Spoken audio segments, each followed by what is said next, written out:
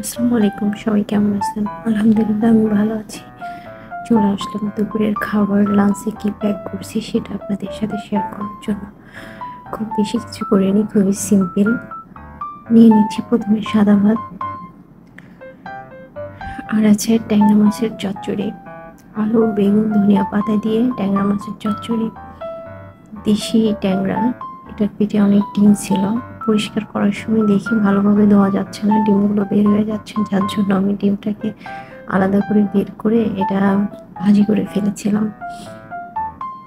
আর থাকছে পটল ভাজি। পটলটাকে লম্বা করে কেটে দুপাশ হালকা একটু কুচিয়ে নিয়েছি, যাতে মশলাগুলো ভালোভাবে এর মধ্যে ঢোকে। খাবার প্যাক করতে গেলে দেখি নিচে ঝোল পড়বে, ময়লা পড়বে, এটা আসলে কন্ট্রোল করতেই পারি না কোনোভাবে। তো ঠিক আছে ভিউয়ার্স, আজকে এ পর্যন্তই। আমাকে কিন্তু অবশ্যই জানাবেন আজকের লাঞ্চটা কেমন ছিল, আর এর মধ্যে কোনো আইটেম আপনাদের বিশেষভাবে পছন্দ কিনা। তো ঠিক আছে, আল্লাহ হাফেজ।